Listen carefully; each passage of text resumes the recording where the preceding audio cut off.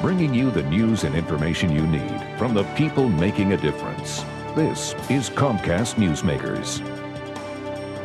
Hello and thanks for joining us. I'm Paul Lisnick and this is Comcast Newsmakers, and we're coming to you from the Rotunda. We're at the state capitol here in Springfield. This hour's newsmaker is Deborah Mell, State Representative of the 40th District. Today we're going to be talking about some upcoming legislation from a new legislator. Representative, it's great to see you. Thanks for having me, Paul. And obviously you get here to Springfield, things get very fast, very quickly and on your plate. But I want to talk about some issues of concern to your district. Okay. Let's start with maybe one of the toughest ones, foreclosures and foreclosure rates. Right, well, you know, this past summer, I did a lot of walking throughout the district, and you see the burned out grass and the upkeep of these buildings are going down, and then next thing you know, like, no one's living there, and it's a blight on the neighborhood. And are constituents calling you? Are they saying, I need help? They are. They need relief. My district is very much what this presidential election was about: Main Street, working people, and they're hurting. And we also have a problem with condo buildings, and they're half empty, and people are getting stuck with assessments, and it's all very complicated, and I'm learning about it, and I'm excited to be able to bring their issues here. Yeah, and your district, of course, I think you have a lot of renters there area as well, which means you probably have people who are living in buildings where they're foreclosed upon, and the renters don't even know it and find out what's going on. Right. So what advice do you have for people who find themselves maybe as a renter in a foreclosed building or somebody who's losing their home? And I know you're brand new here, but any words of comfort you can give them? Well, let your legislator know what you're going through, and be active in your community, and let us know, and be a voice and hold us accountable is what I want my constituents to do.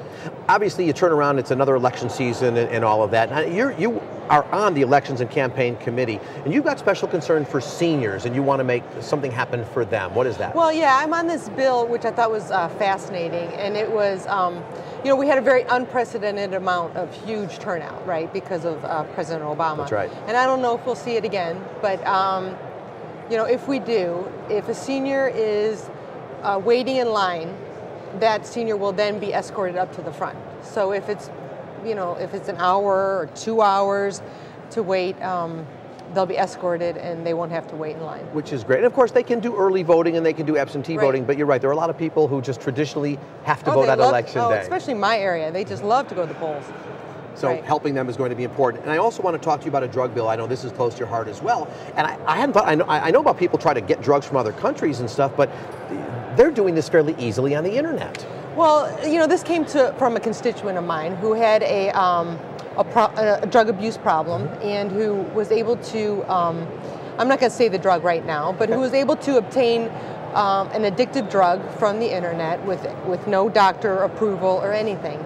And then what happened was this particular person went through and cleaned themselves up and went through rehabilitation and everything, and they kept getting pestered by this company. They would call them on their cell phone and say, you haven't put in a reorder because we want our money. And they would automatically reorder this drug. And so if someone's really trying to straighten and walk the straight and narrow path, and I don't think it's very predatory. And so what will your bill do? Will it prevent that from happening? Yeah, well, this is a federal issue, and so I want to do it on the state level, but it's not going to be the be all end all.